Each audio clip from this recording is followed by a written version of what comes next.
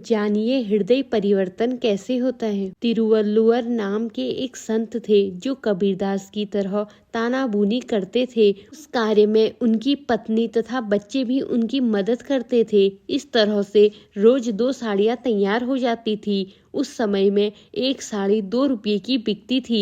साड़ी के 4 रुपये आते थे, उससे परिवार का गुजारा करते और दूसरी साड़ी के लिए नया माल खरीदते थे।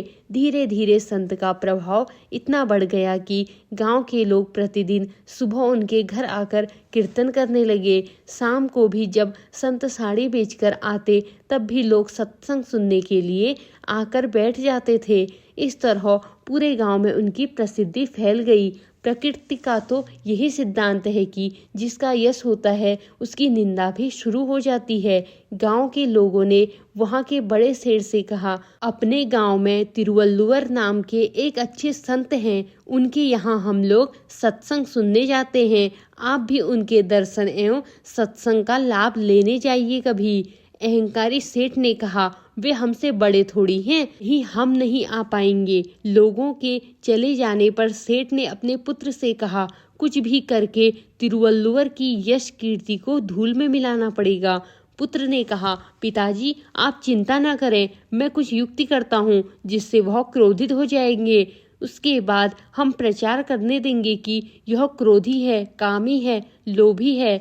वह युवक तिरुवल्लुवर जी के पास साड़ी खरीदने का बहाना बनाकर गया। वहां पहुंचकर वह एक साड़ी देखते हुए बोला, यह साड़ी कितने रुपये में दोगे? बेटा यह 2 रुपये की साड़ी है। युवक को साड़ी तो खरीदनी नहीं थी। उसने साड़ी के 2 टुकड़े कर दिए और पूछा, पूरी साड़ी अगर 2 की है तो यह आधी साड़ी कितने की है?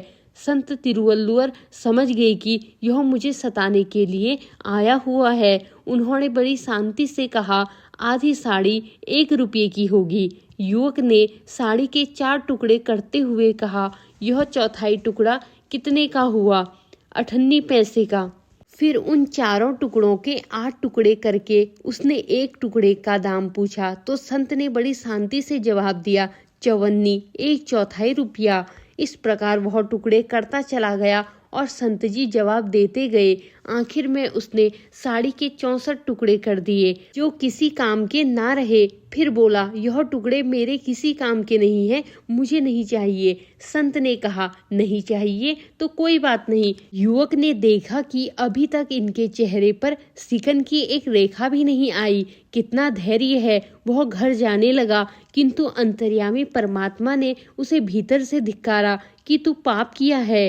व्यक्ति जितना धैर्यवान होता है उतना ही सामने वाले के चित्त पर गहरा प्रभाव पड़ता है। संत के धैर्ययुक्त वचन सुनकर युवक के हृदय में हुआ कि संत ने तानाबूनी करके 2 साड़ियाँ बनाई और फिर मैंने एक के टुकड़े टुकड़े कर दिए, फिर भी वह कुछ ना बोला। यह सोचकर वह संत तिरुवल्लुवर के पास वापस आया और बोला, महाराज मैं बड़ा निष्ठुर हूँ, मुझे साड़ी नहीं लेनी थी, केवल आपको सताना था। मैंने आपको सताने के, क्रोधित करने के सारे प्रयास किए, किंतु आप क्रोधित न हुए। मैंने आपकी साड़ी के टुकड़े कर दिए, तब भी आपको क्रोधित हो जाना चाहिए था, किंतु 64 टुकड़े करने के बावजूद भी आपने क्रोधित न हुए। टुकड़ों को छोड़कर गया फिर भी आप क्रोधित न हुए। आपको 2 रुपये का नुकसान हुआ, इसलिए आप 2 रुपये लीजिए और साड़ी के टुकड़े मुझे दे दीजिए। यह सुनकर संत बोले, बेटा यह टुकड़े अब तेरे किसी काम के नहीं है, तो क्यों ले जा रहा है? तेरे 2 रुपये क्यों फालतू जाए?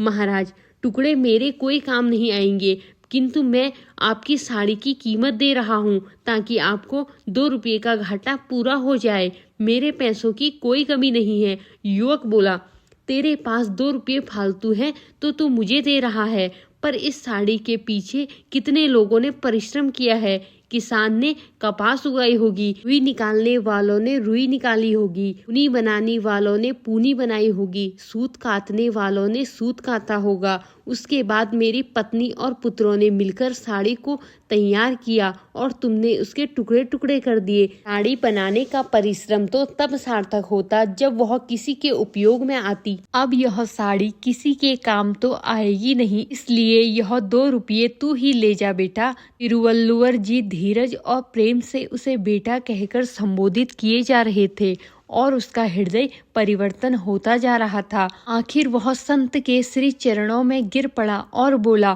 मुझे माफ कर दीजिए महाराज। तब संत जी ने उसे गले लगाते हुए कहा, बेटा कोई बात नहीं, अधीरता एवं ईर्ष्या के कारण व्यक्ति ऐसे कर्म कर बैठता है। मैं तेरे 2 रुपये लेकर अधीर हो जाता तो तेरा जीवन भी टुकड़े टुकड़े हो जाता, किंतु अब तू किसी को सताएगा नहीं और तेरा जीवन भी टुकड़े टुकड़े होने से बच जाएगा।